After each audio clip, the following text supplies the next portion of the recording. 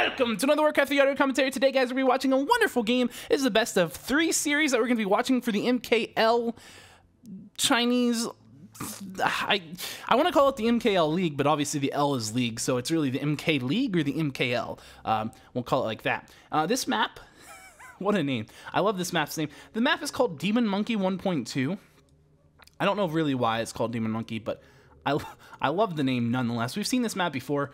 It's a good map. It's not a bad map. It's interesting. It's a bit different, as all the MK maps are. MKL maps, really, they are kind of off, but they're nice. They're good Chinese innovation. I really enjoy them. Hopefully you guys really enjoy them. I know some of you have told me that you like them quite a bit. So a couple of you said you don't actually like them, but you know what? That's fair. That's your opinion, but I am all about it. So we're going to do all the MKL games that we can. Let's introduce our players. Down at the 6 o'clock spawn, we happen to have the wonderful purple elf spawning in. His name is ColorFul. Oh, what a guy. What a wonderful guy. Very happy tree here, producing wisps. General thing that we see. Up here, we're going to have a peon scouting down, building a voodoo lounge as well, building a barracks, building an altar, building a blade master. This is the orange orc spawning in as ZDR. Indeed, ZDR, one of the better players around at the moment. A lot of you people specifically underestimate this guy. He is a very good orc player. A lot of people keep hating on him, and I don't see why. He's very, very good. In fact, all of the players that we pretty much watch are very, very good players.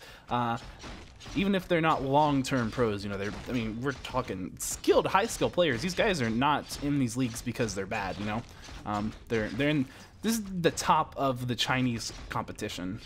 Now there are a couple, you know, people who are clearly a level or two below some of these guys that do compete, but those guys, you know, we don't really watch a lot of games from them actually. So we tend to watch really good players. Tend to.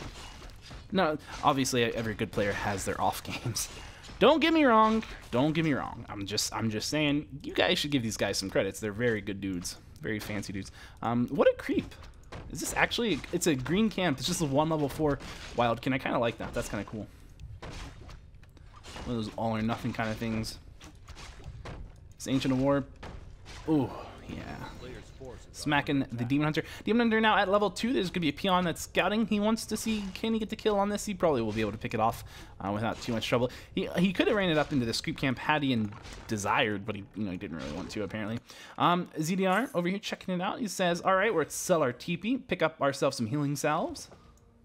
Let's get our grunt healed up. Let's get this Blade Master healed up. Blade Master very close to level 2 at this point. As you can see, 188 out of 200 XP. Demon Hunter level 2, and he is going to be chilling out. Oh, look at this. This Demon Hunter really wants to find this guy. He's like, well, where are my Demon Hunter... where are my Demon Hunter senses telling me to go? They're telling me to go up to this shop, which is where the Blade Master happens to be. Wow, what luck. Yeah, and I think they're both going to want to pick up boots right here. Circlet obviously has been picked up by the Blade Master. The boot not quite spawned in yet, so... Oh, well, it has, actually. Never mind. I am wrong. For some reason, I thought it was 2, but no, I'm wrong. I will give you that. Dust of Appearance has been used on the Blade Master, so he has been scouted, but oh, this Demon Hunter is in a bad spot. Nonetheless, he does have a Staff of Teleportation, which is why I'm going to get out of this situation without too much of a terrible spot. But that Blade Master going to come right on over. He's eaten, I think, 3 mana burns at this point. It's 150 mana gone, but he has still gotten 2 nice Windwalks off during this encounter, this engagement, and you can see the Demon Hunter is just wrecked for HP. We're just gonna do that. There may be slightly tiny little black bars on the screen now. I usually have a program that locks the mouse in here in the screen, but I forgot. I've been forgetting to use it. That's one of the reasons why we should use it. Nonetheless, here we can see Centaur Outrunner just checking out. Level 4, gonna pick up level 2 on the Blade Master, picking up a Slippers of Agility +3 as well. Pretty much a good all-around item to get on a Blade Master. It's not as good as a Claws of Attack +6, but it doesn't hurt. Obviously, any agility you can get on the Blade Master is a good thing. It gives you additional damage, attack speed, and armor. These are good things. There's an archer right here scouting. He's lost about half of his life, sitting at 126 out of 245 going into that Shadow Meld because the Blade Master just kind of wrecked him a little bit there. We have a Scout Wisp over here just finding out what is happening on its attack. Okay, nothing crazy. Is there anything else happening? Is there a War Mill? Don't see one. Is there, anything that's going to cause me to really be concerned about a tower push? No, I don't know. Maybe that's what he's looking for. I don't know specifically what he's scouting for there, but, just making sure this is standard, in fact, and nothing crazy happening. Down here for the elf player, we can see he's going straight into tier 3. It looks like since he realized, okay, well, if there's nothing coming my way, then I can very much safely just go ahead and start my tech, put down an Ancient of Wind, have my second of Ancient Wind. You always delay the second Ancient of Wind a bit, and the reason you do that is because of the fact that that allows you to get your master pretty much on good timing, because one goes for the research, the other starts making dots, and then actually the one that does your first research, I believe the timing usually works out that that one starts making dots, and then the second one finishes a dot, and then you hit tier 3, and then boom, you hit your master upgrade training. It's quite well timed out. Maybe one day we'll I'm clicking on I really need to start using that program tonight, apparently. Beastmaster has been spawned up. He's going to come on in here. He's got the Squill Beast just trying to go ahead and cancel some stuff. That Archer's sitting there in Shadow Mode, going to get dusted. He will be taken down. The Beastmaster, he's not in a good spot here. He's in, and actually he's in a really bad spot. It looks like he's going to die. Is there, in fact, yeah, there's no chance he can get out of this. He's trying, but not going to happen. It was a good bit of microing away, but the grunt's kind of leaving just to kind of start messing with these Squill Beasts over here. Try to buy some time to build stuff over here as efficiently as it can. This Spirit Lodge is in the back, and as long as he's really careful for the next minute or so, it should go up without getting canceled this time around. Although these Squill Beasts are they ever an annoyance. Obviously, that's a little bit difficult because they can kind of run through that little one slot spot, and you can't do anything about that because you're grunts and your blade master. However, they don't quite do that. But as long as he's watching for it and keeps the elf player from coming in here, that should go up this time. Normally, that harass that we see from the elf players where they do bring in the demon hunter, they usually have the staff teleportation as well as the staff preservation when they come in with the beastmaster, and then they don't get caught, they don't get spoiled, surrounded, killed, and all that. Obviously, this base build that we're looking at from ZDR is really quite fantastic. He built the bestiary first, I think, most likely, and that allowed so that the timing worked out that when the elf player came in, really his only option was to try to cancel the Spirit Lodge, and his only route into that is this tight little choke point up here into the back, and there's no way out over here. So that's quite a nice base build that we have from the Orc player, and he's gone Tauren Chieftain second. A pretty traditional choice versus dots. Very traditional, and we're seeing a very traditional dots play as well from our good old elf player here. I didn't get the timing the way I talked about, but that's okay. I could be wrong about that. I've seen it happen like that, but I can't say that that was the most efficient way to do things. But you see, he is doing the upgrades on the different buildings. Look, I don't know. I don't know if that was the most efficient way to do it or not. I've seen it done that way. So that's kind of what I'm assuming is the most efficient, but I could be wrong. Since I don't actually play elf, I don't do that enough to know. Sorry.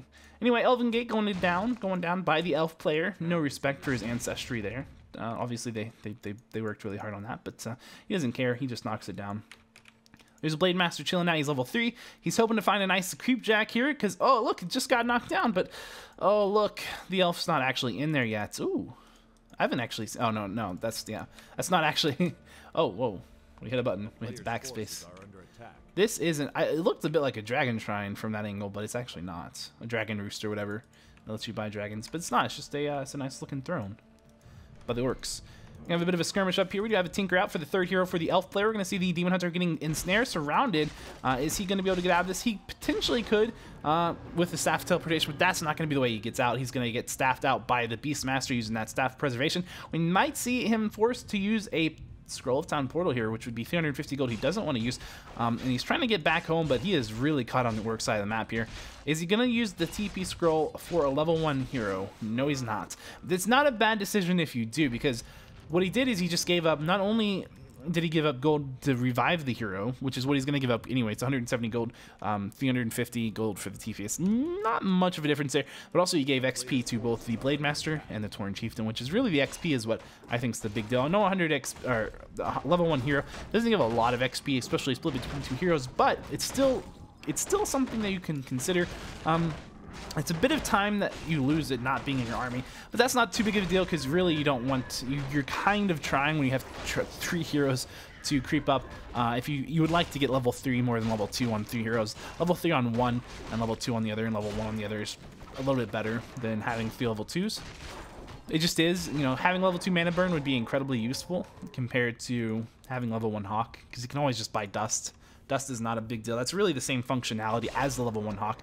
The level 1 Hawk does, of course, give him the ability to scout around the map a little bit, which is nice, but again, you really generally don't want to spend too much mana on that if you can avoid it. Tinker at level 2. Demon Hunter at level 3. And dots are pretty much en masse at this point.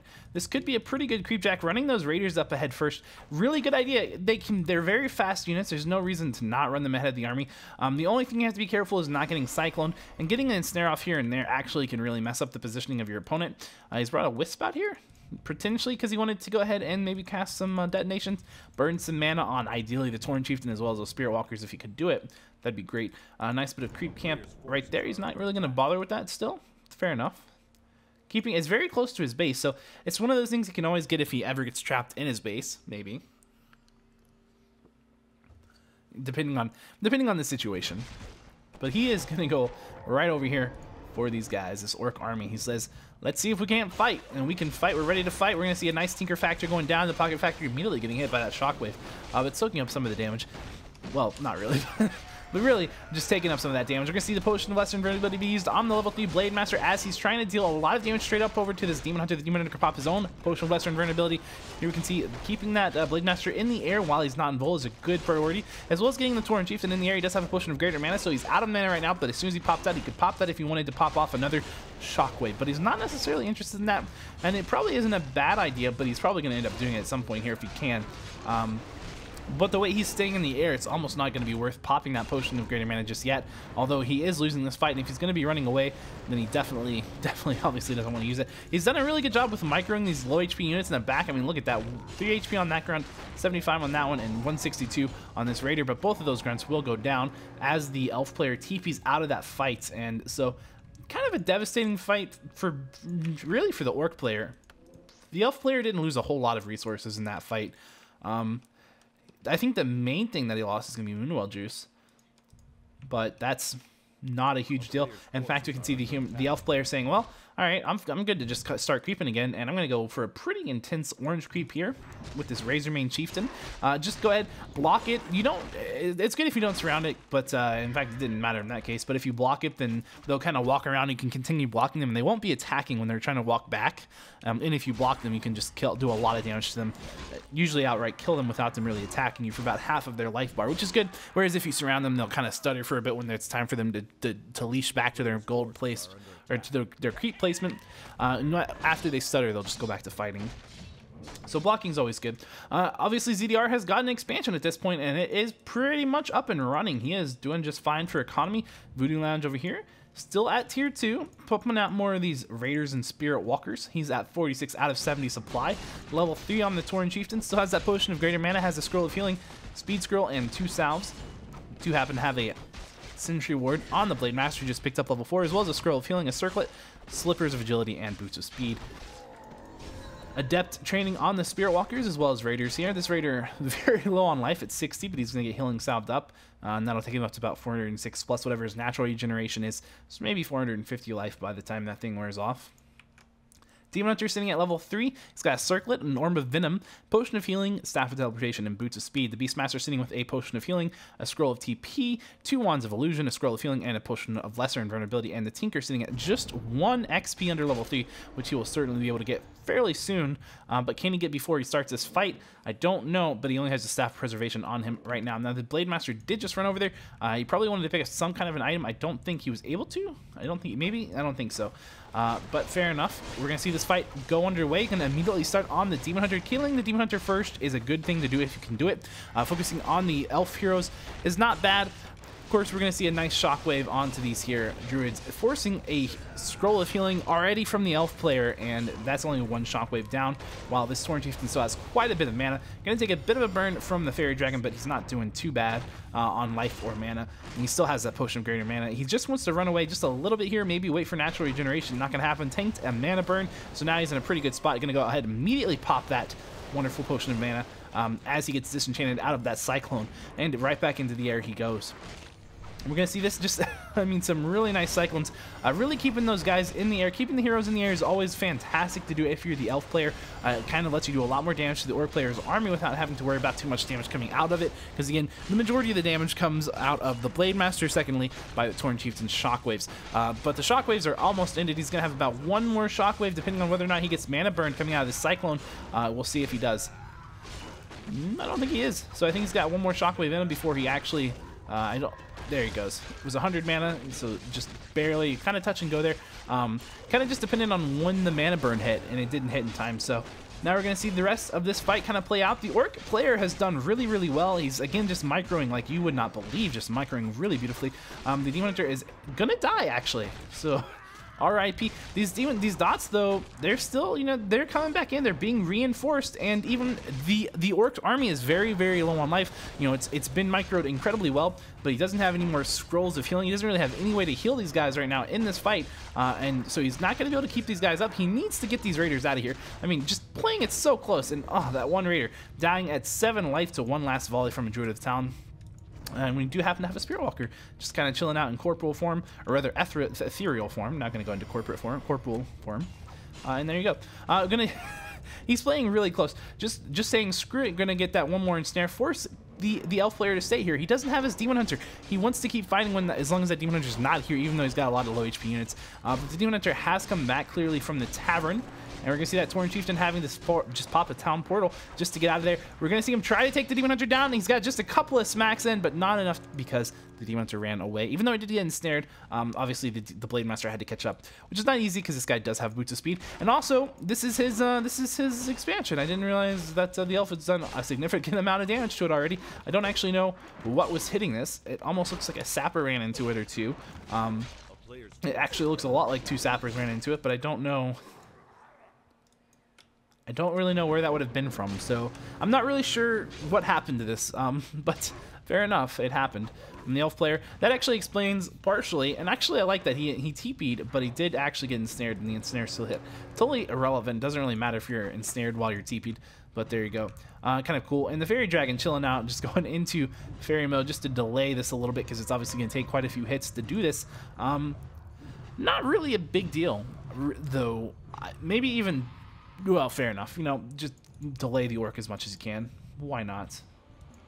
The elf player, let's look at his army supply. He is sitting at 49 out of 50 food. Hard to believe this is a 49 out of 50 food army. I mean, there's just so many units, but these things are just... They're 2 food each. You know, they're very easy to have a whole bunch of, and that's what you see. So this is a very nice big army to have. The orc player, of course, sitting probably right at 50 as well. 57 out of 70 food here. Sizably good army. And if he micros well, then he can be fine, but he's not going to have, it looks like, any scrolls of healing going into this next fight. As we can see, it looks like the elf player has picked it up, as well as a potion of healing on the Demon Hunter, just to try to keep that guy nice and tanky. Keeping an illusion of the Demon Hunter down there. I'm not sure if that's necessary. It might be better to have him in the fight just to confuse things, maybe, but obviously, generally, it's kind of difficult to confuse a high-level player. Who knows? This is really good positioning for the elf player. As long as he can keep, as long as the orc is not wanting to engage directly, then he can keep sending like 1 unit down there or something, just to try to, you know, work on those. Maybe it was summons that were sent over there. That would make a lot of sense. Summons are just a good thing. Obviously, not having your summons in the fight is somewhat of a liability there. We're going to see one bat immediately getting taken down by those dots. Not really too much of an issue. So obviously the summon down here just doing a bit of work on those peons while this fight continues to go on. The orc player has to do something, even though he's got really good micro this game and he's been doing well at saving his raiders. I say that as he's just kind of losing them. But even though he's been doing that really well, he needs to actually be taking wins and victories in these fights. He needs to really be decisive here if he wants to keep that. Oh, that was painful to watch that little pocket factory blow up on those low HP raiders already. Oh, man. They're dropping like flies. Why? But he does have an expansion, so he can kind of afford to play a little bit sloppy here, except for the part where the expansion's getting harassed by summons from the Beastmaster. Oh, Lord. Blade Master just tanking because he does have a potion of lesser invulnerability in the worst case. Just play it carefully, play it safe. It'll be fine. Interesting Spirit Link choice right there. I mean, I guess he's low on mana, so he didn't want to disenchant first, but he could have disenchanted first because there is a Fairy Fire on that hero. But that Blade Master is very close to level 5. He's at level 4. The Tauren Chieftain, in fact, is at level 5.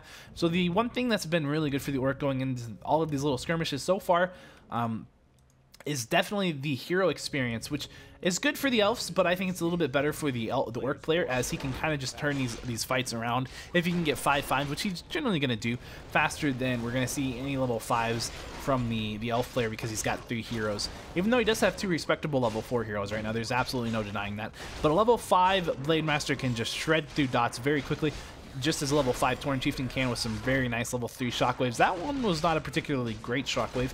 Obviously, a lot of this is going to come down to good micro by these dots to not be in these lines that can be lined up by the Tauren Chieftain very easily. But he does have one more shockwave ready if he would like to use that. He could get a pretty good one.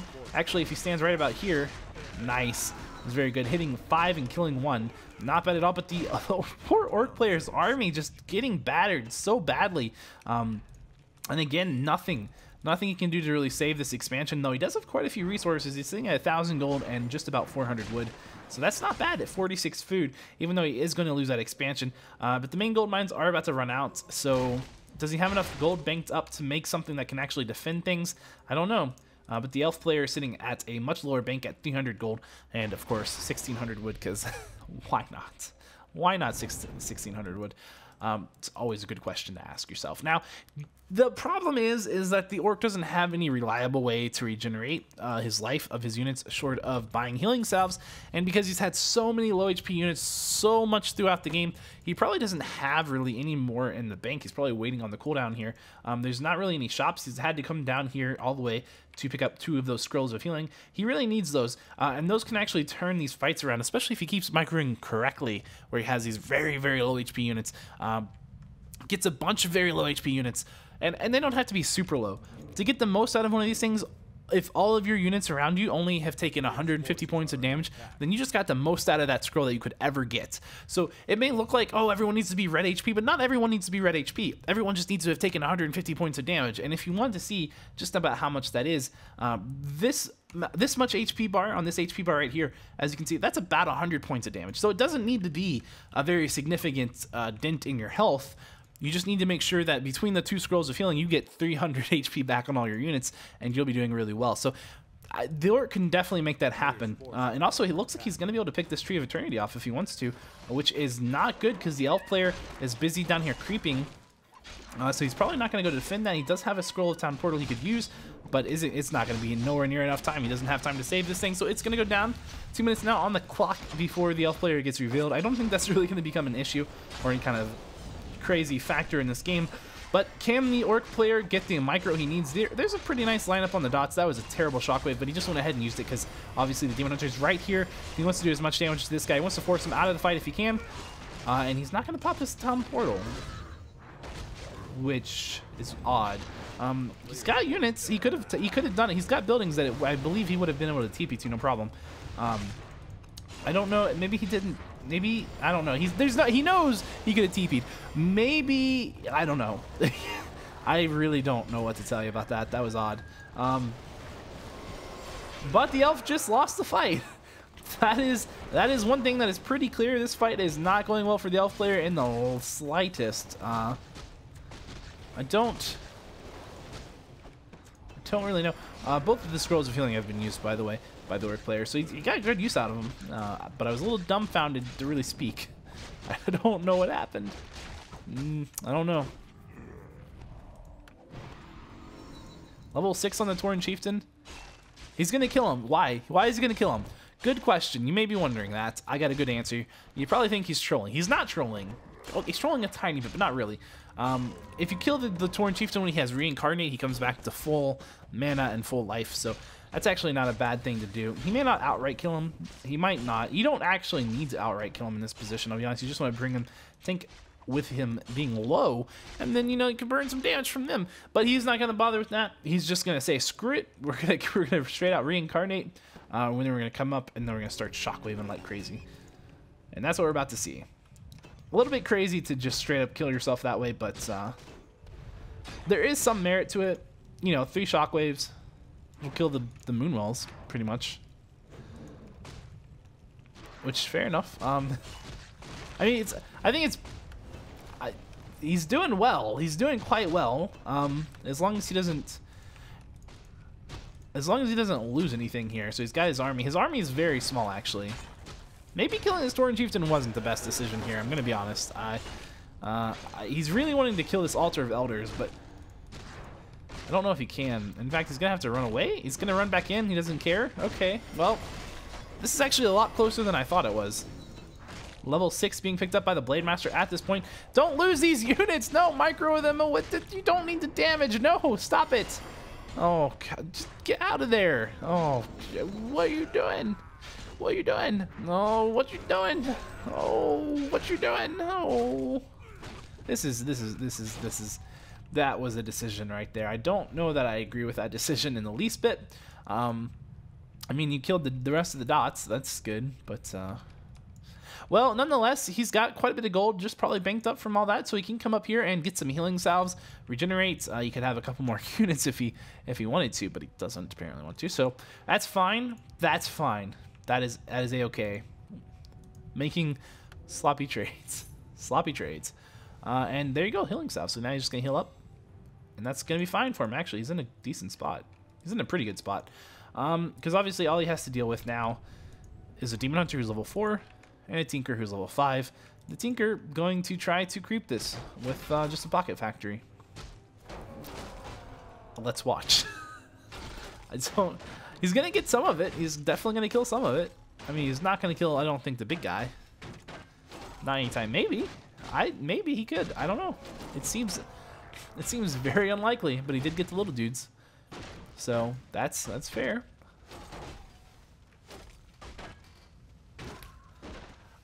That is quite powerful creeping right there. He's gonna get the big dude. Wow. Is he gonna get the rest of them? He could easily get the rest of them with one more. Wow. Wow. What? What? That's crazy. Well, now he can TP away because he's got it. Tauren Chieftain, or the Blade Master, coming in here with a nice Blade Storm. We're gonna see that Altar of Elders has been picked off, so there won't be the Beast Master coming back out this game through the power of picking up items and selling them, or any crazy stuff like that. Unfortunately for the Elf player, although that was a quite nice bit of creeping. And the Orc player here actually not doing great in the fight, all things considered.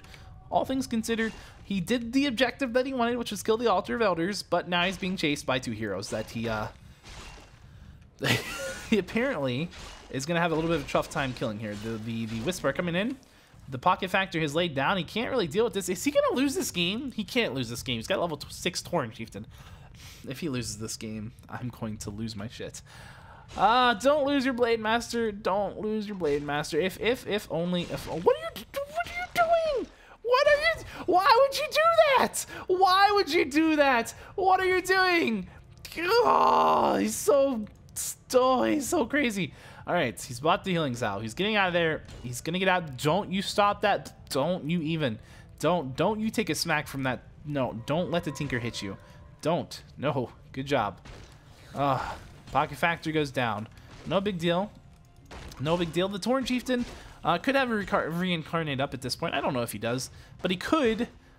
He probably does, because I think it's a 3-minute cooldown, so it's not too long. So it's probably up by now. Otherwise, I doubt he'd be fighting like this. And even if it's not up, the Elf player doesn't really know exactly. He knows roughly when it went down. So if he was watching, then he knows that he probably wouldn't suicide his TC like this unless it was up. So yeah, let's just go ahead. RIP to the Demon Hunter, RIP to the Tinker. It was a nice ending. It was a very kind of long, drawn-out ending, but it was a nice ending.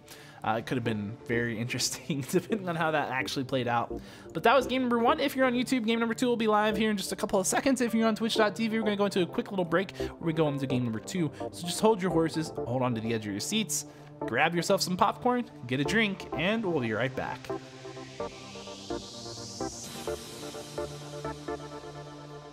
Hello and welcome to another Warcraft the Audio Commentary. Today we're going to be watching game number 2 from the MKL series that we're watching, the best of 3 between 2 players. Let's introduce our first player. He is the Purple Night Elf spawning in at the 12 o'clock position. His name is ColorFul.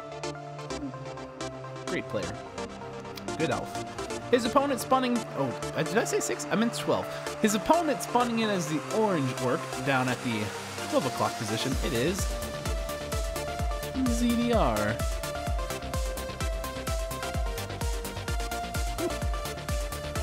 And this map, I can't... Hold on, I'm gonna look. Hold on, I'm just gonna look. I don't know what it is, but it's gonna pause here for a second. Hidden Hope. This map is Hidden Hope. I wanted to know the map, because this is my favorite map right now from the MKL League. The MKL. Why? Because mainly, mostly right here because of this in-base expansion that we have with a ramp to it. I mean, just such a StarCraft influence. This map obviously super heavily influenced by the StarCraft map design philosophy, which is quite nice. And I can't wait to see what people decide to do to innovate on this map, because you can clearly innovate on this map. This map is... Innovate, people! Innovate! I dare you. No, really, though, people should be innovating on this thing, because this is pretty cool. I really like this map. And I would like to see more maps like it, and I would like to see kind of how the balance works out. Also, there's a lot of... pretty much every entrance to your base is a ramp. There is one little exception. That's a big ramp. That's a ramp. You can... I don't know if you can actually get down that ramp. Maybe you can. That's a ramp, though. Is this area over here? More ramps, obviously. Is this area right here, which has a tiny little window that you can get through, and then there's 3 big destructible things. You can't select them, but you can attack them. They have a considerable amount of life, but you can take them down one by one if you want to. So, again, that's kind of the destructible rocks thing that you have in StarCraft 2. So it's cool. But again, I just really like the way the map is laid out and designed. So we will watch our players as the AOW creep with the Demon Hunter. They creep with a Blade Master and a Grunt, getting a shot. Obviously, early game innovation is a little bit difficult, especially you can't take advantage of this unless you're pretty much undead. This is a very difficult creep, and I think that's another thing that I like about this. Is that the only race that's probably considerably going to be able to, that's going to easily be able to expand this early is Undead with a 4 Fiend kind of expansion play, which I happen to think is pretty cool, because you go 4 Fiend right into tier 2 to get web, so you can actually deal with some kind of air harass. There aren't any Zeppelins on this map, I don't believe. There's a way gate to either corner, and then you can see there's a marketplace here and a marketplace there, and then it gets symmetrical. You have a shop with a tavern in the middle. 2 shops, tavern. So it's cool. There's a lot of interesting stuff about this map, and it's massive. It is a massive map. I've never seen it be cross-spawn as it is right now, which is cross-spawn, which is pretty good distance away from each other. I think this is the furthest you can be, because if you're here versus here, then you can at least use the way gates a little bit, but this is pretty much the map is split. So I'm expecting to see a kind of long game here, to be honest. I would expect to. I don't know. It kind of makes sense. We'll see. And the thing about it's not so much that I want to see a lot of creeping, you know, I don't necessarily want to see that. That's not what I'm interested in, but I think we could see a lot of aggression plays on a map like this where there's a lot of gold mines and you have like a guaranteed gold mine. Once you have one guaranteed gold mine, getting additional ones up is generally not that hard because you have more money to play with, right? You can put more money into towers, to defend multiple places. You can put more money into expansions. You can put more money into just a couple units to go harass something. I don't know if we're actually going to see anything like that ever happen, but I definitely think it's not out of the possibility of the realm, the book of realm of the realm of possibilities. There we go. I don't know. I was mixing all my words up. Wow, look at these items. He did get a rune bracer. He's going to sell that. Doesn't really care for it. Doesn't really need to worry about the spell damage benefit or the whatever. Not really too worried about that. He's mainly concerned, I think, about damage on this guy, and 2 circlets and a gloves of haste. Doesn't have to be too worried about it. He's trying very hard to get the creep to quit attacking him without having to attack his own grunt. He did eventually have to resort to attacking his own grunt to switch the AI. That's one of the problems when they're ranged creeps. It's very difficult to out aggro range them. You have to run pretty far, so kind of a pain. Also, attacking your own grunt with your Blade Master, not really fun because you do a significant amount of damage. And I did just say do. Anyway, the more mature of us will already be going, well, what's the elf player doing? He's attacking silly. Of course he is. And this is the total way to build your base. He's made an extra moonwell here. He doesn't care. This is the way to do it. This 100% is the way to do it. And he pretty much has 2 decisions. Either he can put his moonwells and make an efficient amount by his tree line, or he can just do this. and say, screw it, you can't kill my wisp, you can't harass me, and also that means that my ramp back here, and this is going to be an expansion, and there's nothing you can do about that, and you're just going to have to deal with it, as this is my huge area that I've got a nice wall off on, which is nice. The Blade Master just kind of chilling out. Don't know quite what he's trying to do there, but he is going to get harassed right now by this Demon Hunter who's coming down here. I'm assuming we're going to see a Blade Master, or rather a Beast Master as well, come down there. It looks like he's not going down. Is he going to creep with that? Okay, I think he's actually going to creep with that. I guess that's a good decision. I mean, the Bestiary he was able to cancel it with just the Demon Hunter. He's going to probably come right back in for another cancel. But does he know this? That there's a Shadow Hunter on the way? Oh, ye little Demon Hunter, hath thine know what thine face? For when thine Shadow Hunter comes, thine will not be able to staff of teleport, but it won't matter, as you're going to be forced to TP. And quite luckily he did that right before that Blade Master could kill him. Now, I say luckily, it's not really luck, is it? No. He knew what HP he needed to TP at, because he knew that oh, well, what if there was a Blade Master sitting on top of me and Windwalk getting ready to snipe me? Well, I haven't seen the Blade Master in a while. That seems like a pretty good possibility. So it was good that he went ahead and TP'd. He was playing safe and cautious, but it was not luck. That was definitely skill. So don't underestimate him. He's a good player. Orc picking up a Dust of Appearance. He really wants to go, I think, for these archers. I think he wants to go for the archers.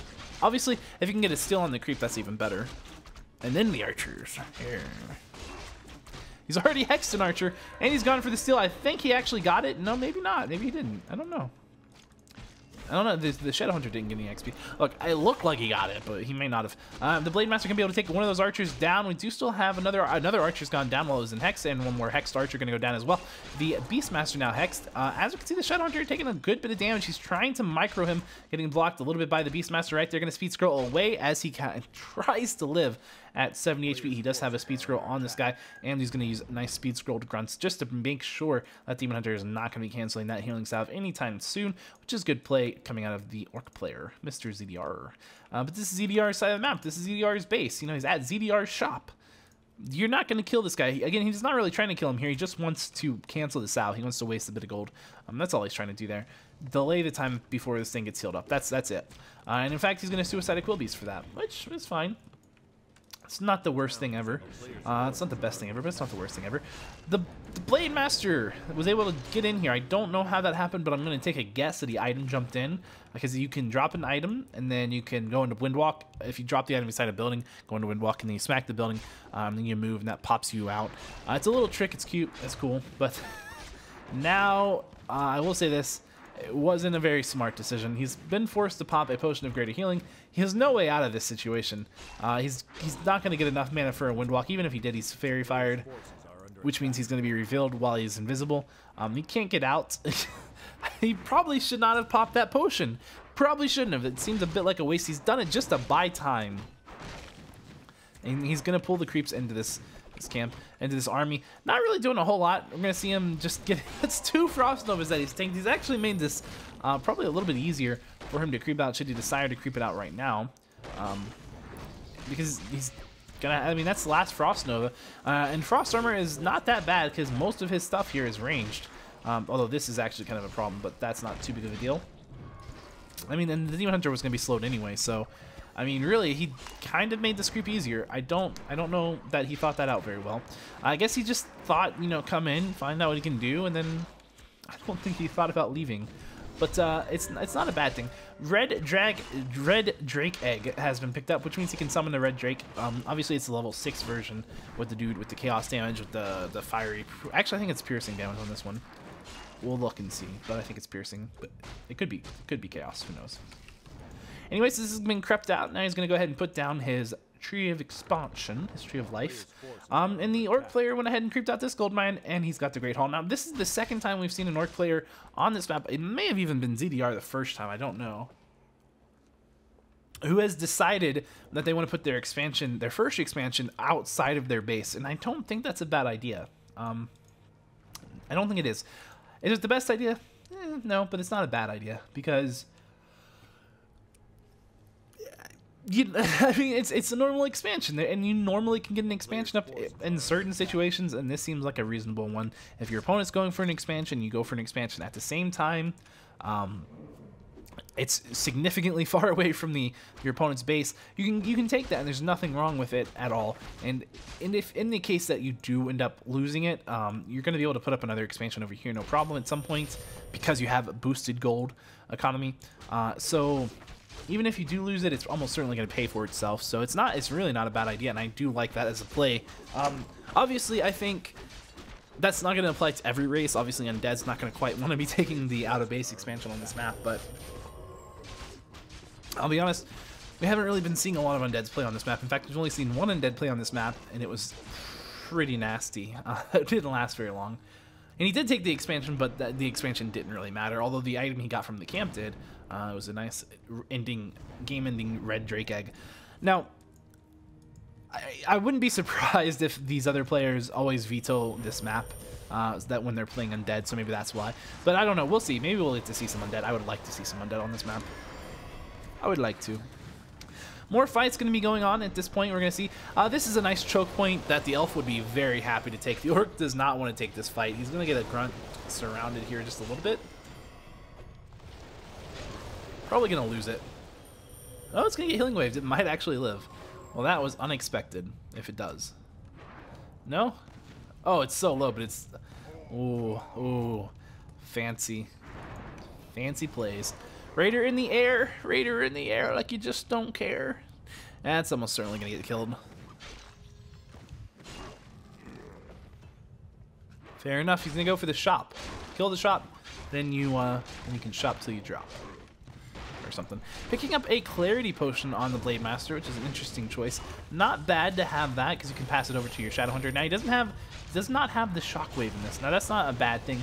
Obviously, the Shadowhunter style is perfectly viable against this. And it kind of makes your hero versus hero a little bit easier early on. Gonna see a really nice lightning shield actually cast on the Tinker. He's gonna be forced to kind of ensnare that and try to keep it at bay. I love how big the balls of lightning are surrounding this Tinker, because his model is actually huge. His hitbox is just really big. Looks really cool. Really funky. Chunky funky. Chunky funky monkey. I don't know. Raiders are chilling out. We're going to see these dots. They're on their way to the graveyard, it looks like. But who could tell you for sure? The Pocket Factory has gone down. It's in a great spot. It's going to be difficult for the Orc player to hit that, which means that it's going to be able to pump out those little tinkering goblins that explode on death quite rapidly without any kind of stopping it there. Shadowhunter in a pretty bad spot at this point. Is he surrounded? He is surrounded, and the Blade Master can't pop him out. Oh, he wasn't actually surrounded. Maybe? I don't know. I don't even know. Well, ZDR is going to say good game. He's going to say that was bad.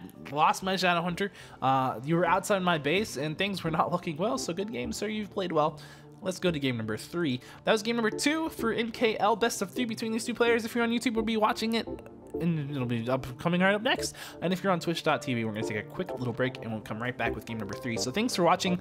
Don't forget youtube.com/SirPureB if you want more, or twitch.tv/PureB if you want to watch it live, and twitter.com/SirPureB if you want to read the ramblings of a madman.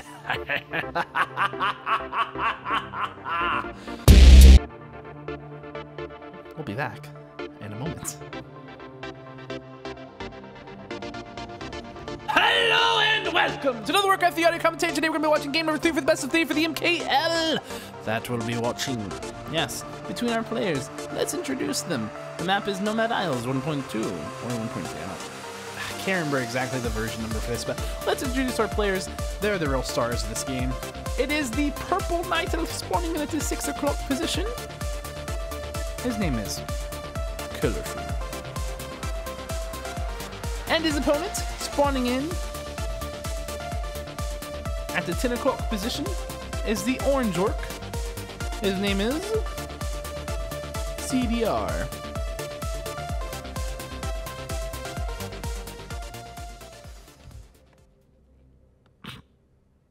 Okay, sorry.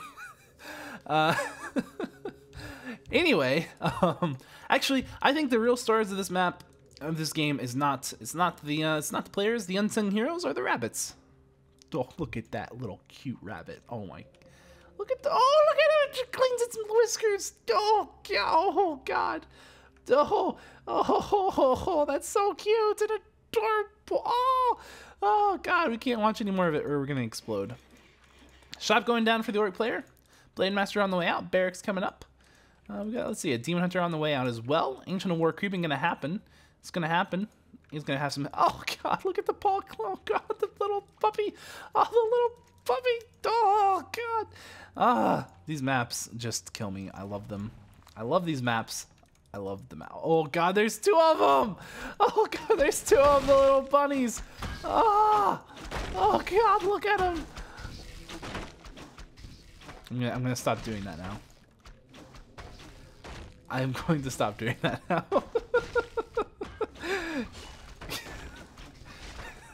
Demon Hunter is gonna go ahead and chase the peon, get the scout kill, just get the XP. Oh shiz. Both players are creeping at this point. Oh my God! Just look at him. Look at him. Why does Blizzard just? Oh God. Okay. I'm sorry.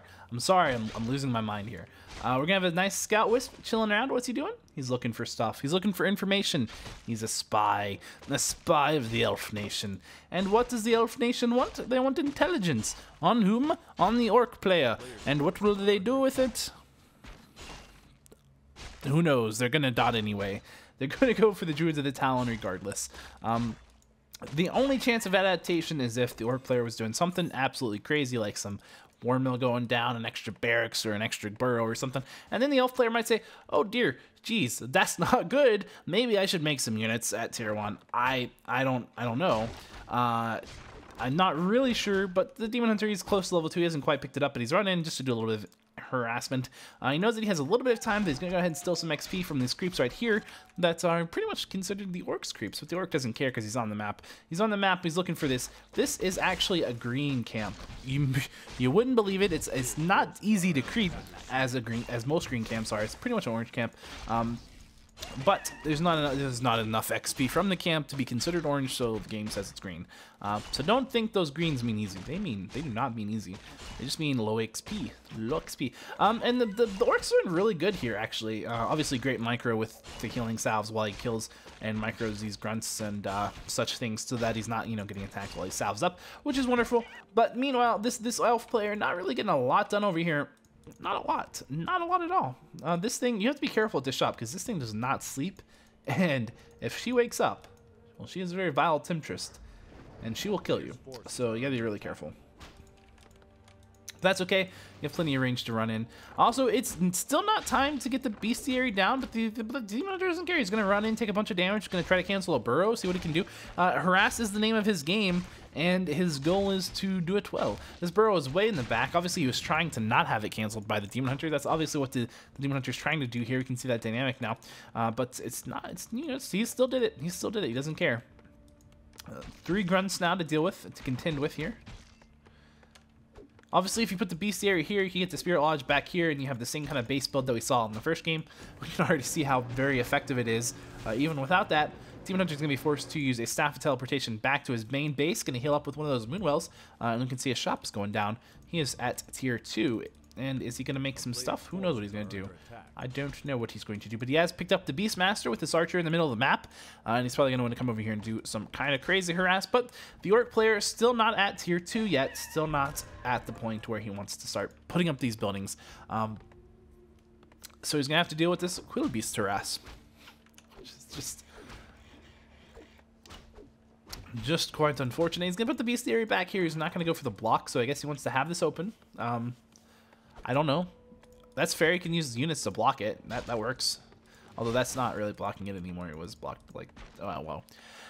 Whatever. Who's concerned about this anyway? He's not. He doesn't really care. He's gonna go for the last hits on this Quillbeast. If he can pick it up, that'd be great. It's not gonna happen. The Quillbeast is gonna get away. Gonna snippity snappity chappity away. Down here, we're gonna see he could go for the kill on the Quillbeast. He will go for the kill on the Quillbeast, and he's gonna immediately go back into Windwalk. And the elf player with 2 archers, a Quillbeast, a Beastmaster, and other stuff. We can see both those Ancient Wars have gone down, as well as the Tech to tier 3 on the way. What hero for the Orc will it be? Torn Chieftain. And if he can block with these units here, he's going to be fine. In fact, he doesn't need to worry about the bestiary going down. The bestiary is pretty much good. You just block with these here units, 1 peon and 3 grunts, and then the Spirit Lodge is pretty much going to go up without much contestation at all. So this harass from the elf player, it's not been bad, but it's been too early. It's just been mistimed. A little bit too early, then a little bit too late. He did get the burrow canceled that one time, but that was really all that he's been able to do right now. And he's going to come back in once more. But it's not going to happen because this grunt and this peon are standing guard quite vigilantly. This quill beast coming in. There's 2 quill beasts, in fact, hitting the Spirit Lodge finally. But again, it's just too little, too late. And really, the orc at this point could just walk away because he does not even care. And that's what he's going to do. He's walking away. He's like, I don't even care. You're not going to kill it. Not at all. Not even close. And it's going to finish right now. Raider on the way out. Quill Beast just chilling out. And the most obnoxious position, but really it's the orc's fault. Because he put that there. There's no reason that he needed that there. Well, I say that there is one reason that he wants it laid out like this, and that's so he can put peons back here to repair that can't be attacked by a demon hunter. And that's really all he's doing. So the orc player, or the elf player, is just using the orc's base against him. We're going to see this orc burrow trying to go up. This is a very forward orc burrow. Very forward orc burrow to go up here. Not really protected at all, but that's fine. It's still, you know, it's next to the trees. It's edgy. It's up to the forest. Not too bad. And the orc's going to be creeping here as the elf player just runs right by him. I guess he knows that he knows the orc burrow's there. He wants to cancel it really bad. He's like, I will cancel that orc burrow, and I don't care about your army. I'm canceling the burrow. And he did cancel the burrow. That he did do. Really just needed his demon hunter for that, but fair enough. We're going to see a little bit of a skirmish happening here. I don't know where the Blade Master is. Blade Master's all the way over here. Could have killed a dot there if it was paying attention, but I guess he just wants it in this fight. 1 grunt. Going to take a lot of damage. He's fairy fired, so his opponent knows exactly where he is. He was going to chase him down with those quill beasts if he could, but they're both ensnared. And we're going to see them both probably go dropping. I swear these things are multiplying like rabbits. They really. There's only 1 up here earlier. Now there's 2. Think about that. The grunt just suicided. He had so much to live for. It's a moment of silence for the grunt. Fallen grunt. Couldn't take the battle, the war anymore. The hurt, the pain.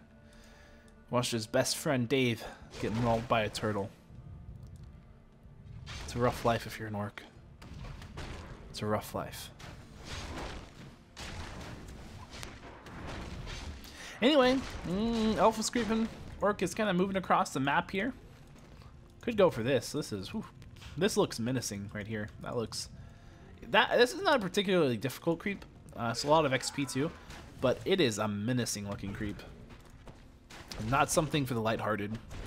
He'll be trying very hard to finish that giant sea turtle off, but it's not going to happen. Just going to feed a bit of XP to the orc, and the orc is then going to finish the turtle off. No problem. No problem. Level 3 on the Blade Master. 2 claws, or not 2 claws, but 2 gloves of haste. Gloved. 1 for each hand. Oh, yeah. Torn Chieftain with a pendant of energy, scroll of healing, as well as healing salves, and a speed scroll. And then we have to have the Beastmaster with the boots of speed and the staff of preservation, and the town portal scroll. Ring of protection +2. Potion of invulnerability on the demon hunter, as well as the circlet orb of venom and a staff of teleportation. We do have the tinker out. The pocket factory going to get thrown down, immediately focused down by the orc player, and we can see some nice ensnares on these dots as a couple of these units are trying to focus these dots down, kill them. And we can see the Beastmaster is kind of getting low, but the orc heroes are floating in the air. They're taking a break. They're having themselves a Kit Kat. This poor Beastmaster fighting one of those frost armored, the demon hunter fighting a frost armored creep over there, was slowed down quite excessively, and a lot of his damage output for this fight was not focused on the orc, so that's kind of good for the orc.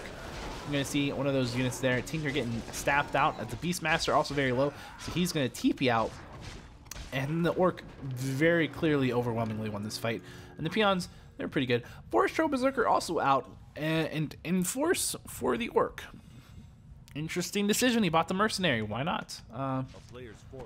Don't know why he did, but why not? It's a good unit. It's not a bad unit. It's good versus the dots. Does decent damage to heroes, you know, so.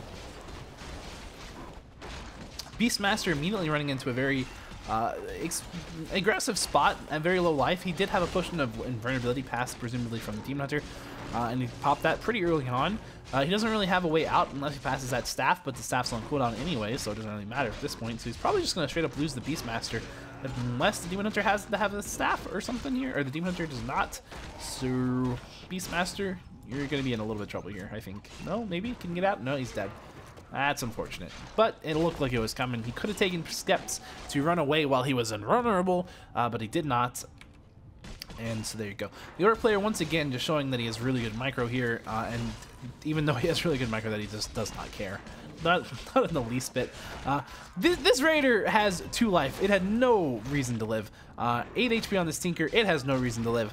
I don't know what's going on. Both players are just playing just crazy close to the edge. And, you know, I mean, in the case of the Tinker, you can understand. I mean, it had no... That one didn't have a way out. The Beastmaster, though, it did have a way out. That was just a little bit sloppy. And the fight has concluded. I swear... It's getting harder and harder to breathe through my nose. I don't know why. I took medicine. I don't know why. I took medicine. It should be fine. It's for sinus congestion, but it's not. It's not working. So, my apologies. If it comes to a point where I just can't even talk, we may have to do a solo mute cast. Let's get that's not gonna happen, but it's the thing is a thing. It's a thing. Blade Master chilling out over here. What's he doing? He's doing all sorts of things. Yes. Yes. Yes. I'm watching him.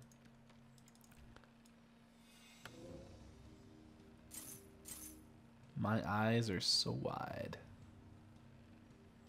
They're so open. There's such a wide open space. Wide open spaces. That was a good song. I was a kid. By Janet Jackson, I think. Anyway, so the menacing creep is going to be crapped by the ORC player. What shall he find? Well, killing the Black Drake's going to net him a Tome of Intelligence +2, 30 mana for the TC, not bad. And a Scroll of Restoration. Ooh, that is really good. 300 hit points, so that's essentially 2 scrolls of healing and 150 mana. To all the units around you, including heroes. That is really good. That's one of the best items you could hope for, especially considering how sloppy he plays, but how good he micros anyway. Oh. He's gonna have a whole bunch of units down to like no life, and then just boom, they're all full life again. You know, it's gonna be like, what? It's like just 1 scroll. Tinker gonna go down. A little bit unfortunate there. At his own base, even. Just sloppy. Sloppy play. Although I don't think there was much he could have done, because Raiders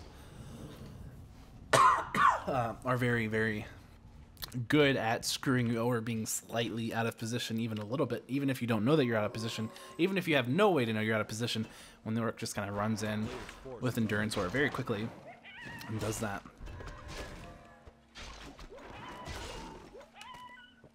I like this flower. See this flower? And this flower. Nice couple of flowers and a bit of wheat. A bit of barley. A bit of barley. Sheep over here. No one really likes sheeps, though. Sheeps are... they're annoying. Oh, look, another sheep. Oh, jeez. This is another creep camp. Green Drake. Dark Wizard. Level 8. Tome of Intelligence +2. Looks like we're going to be seeing a similar creep drops here. Talisman of the Wind. Not even close to as good as a Scroll of Restoration. Not even close to as good. Especially versus someone who can dispel summons. This has a... it does summon Furbolgs to fight for you. Contains 3 charges. Each lasts 180 seconds. But here's the kicker. There's a cooldown on the item. So it kind of sucks. And he might even be considering selling it. I don't think it would be a bad decision to sell it. It is free units, though, so maybe... actually, no. It's actually really stupid. Don't just sell that. Don't ever sell that. Here's the thing about this. I was thinking, okay, well, your opponent has a bunch of Spirit Walkers. He can just dispel it, or, you know, just dispel the summons, which he could do. He could do that. But here's the thing. If he does that, then that's a lot of mana. And there's 3 of them, so that's a lot of mana. You know, that's a lot of mana. So that'd be a really bad idea, actually, to sell it. And then he sold it. And then he sold it. Fair enough, but I do think that was a mistake. I mean, the only downside to that, the only downside is that your opponent gets some XP out of it. But if that means you want to fight, then you know. But these Orc heroes do have quite a bit of XP, so, you know. Fair enough, the fight's going to be beginning. This is not looking good for the Elf player. Let's just take a second to pause really fast. 48 supply for the Elf player, and 63 for the Orc, whilst putting up an expansion. Oh boy. The Elf player is going to have to play really phenomenally here and take some amazing positions, because remember, the Orc player rocking some seriously good items is popping a potion of lesser invulnerability right off the bat on the Blade Master. I don't really know why. I guess just because he doesn't want to be in the air, which is fine. He was in a weird spot, so if he was in the air, he would have had to waste some chance on it, because he definitely wasn't going to be getting anything else other than the Blade Master and that disenchant. So, fair enough. Tinker, very low on life as well. The Demon Hunter already snapped out once he's back into the fight. Both the Demon Hunter and the Tinker have both popped their invulnerability potions. We do have the Beastmaster with one as well, so the Elf player just rocking the items. Another Pocket Factory going to go down. These are not being used. You're not microing your Pocket Factory, Elf. Micro it. Micro it. We have 3 Fairy Dragons in the back, all in their nice little phase-shifted mode where they have a bunch of armor and they do the nice little ping, ping, pings to anyone who casts a spell. But yeah, the Elf player is bringing it strong, bringing it really strong. His heroes they've just been microing really well, and there comes that Scroll of Restoration and the Shockwave immediately following it as the nice follow-up. Obviously, all of the Scrolls of Healing have been used for the Orc player, and he's not done as much as you would have expected him to do. He's been finding a kind of a bit of a choke point here, but he's got so many Spirit Walkers at this point that it's strange. He's really just not even worrying about the units here too much. It seems like he's really worried about the heroes, and the Beastmaster are actually going to be taken down during an ensnare. And the Tinker now in a bit of a trouble here. The Tinker is in massive trouble. Yeah, the Elf player just... You have to consider, too, he was fighting up against a massive supply advantage for the Orc player, so... I don't know. That was a really good, actually really nice surround on the Tauren Chieftain. The Blade Master's in the air, so he can't pop him out. And in fact, I think he's going to lose his Tauren Chieftain if he can get one more Cyclone on the Blade Master. Yeah, so he can't pop him out. Yep, Tauren Chieftain. Oh, whoa! Oh no! I thought he was going to get away there. Some misses, but no, it's not. It's not enough. Tauren Chieftain going to live.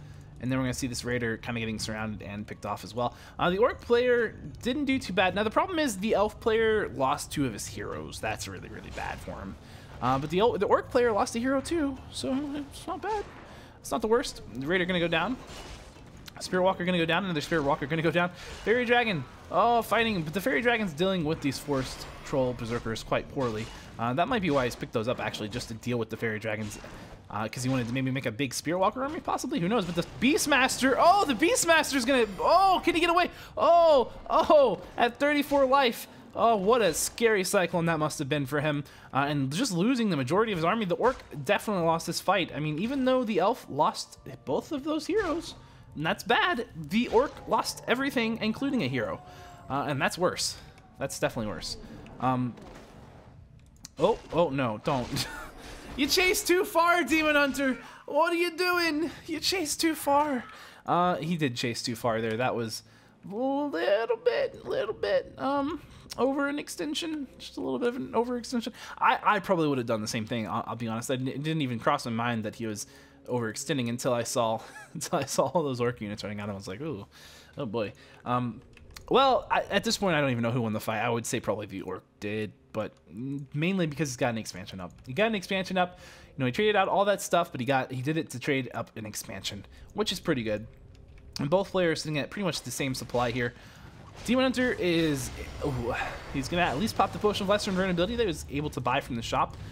Did he get a Scroll of Healing? No, he did not. Didn't get a TP Scroll either. Just not really worried about that. Just going to run home. Just gonna run home to his Moonwells. His lovely Moonwells. Druid of the Talon could go into Crow form to dodge the Blade Master. He would get ensnared, but he could still do it. At least pop an ensnare off or something. Force it, you know? There's a chance the Orc player is not paying a lot of attention. Maybe he's macroing or, you know, doing something else with a Torn Chieftain, like, you know, buying Clarities. So he could have probably gotten away with that Crow form if he had done it. But maybe he, too, was doing something else down here. Like uprooting his Tree of Life. Possibly. It could be the case. Who knows? Just pop my finger. Pop all my fingers, really. Can't really control the camera while I do that, but it all feels good. And your wrist even. Yeah, there we go. And your neck, maybe? As we watch this expansion go down, I'm relaxing. Yeah. Ooh. I'm not in the hot seat. I don't care. That would be the Orc player here. And let's look at the supplies. 48 supply for the Orc player, 48 for the Elf player, but the Tinker's not out, so he doesn't really want to fight just yet. He just wants to kind of do some harass, slow down the Orc player, buy some time. He's got the Tree of Eternity out. He just needs to move it over here to this gold mine, where he can then have an expansion himself. Bring over some Wisps. All good things. So this game has been quite up and down. I don't really know who I would even say is at the lead anymore. The Orc player, you know, he has an expansion and all, but I mean, really, this is not that far off from the Elf player having expansion. So really, it depends on whether or not who it comes down to who wins this fight. If the Elf player wins this fight, the Orc's probably going to lose his expansion. If the Orc wins this fight, the Elf's not going to get his expansion. So that's really interesting. But we do have a Storm just right here in the middle of all these things, but it didn't do that much damage. But it will kill the Beastmaster. So I guess actually that is a lot of damage. Really, all things considering, that is a lot of damage. Beastmaster, or the Blade Master, once again in the air, and we're gonna see the Demon Hunter just kind of in the middle up here. He's gonna have to tank all of this. He's not level 6, but he's getting kind of close to it. If he could kill some of these units, he might be able to pick it up and then Metamorphosis. That's a heck of a long shot. I don't think he's going to be able to do that before he dies here if he keeps tanking like this. And in fact, he's at 65 life. He needs to run back to those Moonwells. They're kind of far away, but he could do so and then staff back in. Maybe. Tinker is out. Pocket Factory is up. And we're going to see those little guys, those little clockwork goblins come in here and just start doing some stuff. And he's forcing some of these Orc units into the back, into the retreat. But again, we've seen, you know, the micro from the Orc player before. He's just really good, and he saves it up to these scrolls of healing it all, and then it seems to be pretty good. A couple more dots going down. The Orc is definitely winning this fight, but the Demon Hunter has come back into it. If he can just pick some units off here, Tinker gonna go down to a 164 damage crit. Ouch. But it's not hopeless. Look. Just literally less than 50 XP, 46 XP, and you can get Metamorphosis, and with Metamorphosis, you can force this Orc away. You can secure your expansion. You can do this, Elf. You can do this, Elf. Level 6! Go, Metamorphosis! Ah, is it going to be enough? It may not be enough, but he's fighting. He's fighting. He's doing it. Oh, but he's still surrounded. Oh, he's done a lot of damage, though. He's done a lot of damage, though. Oh, he's done a lot of damage, though, but it's not enough. 180 crits to end the game. GG coming out of the Elf player. Well played. What a great series. What a great series. What a great series for the MK League. Thanks for watching, everyone. Thank you for your views and your wonderful comments about bunny rabbits.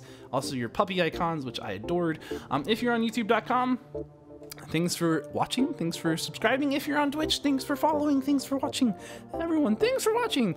Let's have a wonderful time. Great series. Good way to end the night. I have to go clean my house down because I think dust is my culprit to all my nasally problems at this point. That makes a lot of sense. Anyway, thanks for watching. I'll see you next time. As always, goodbye.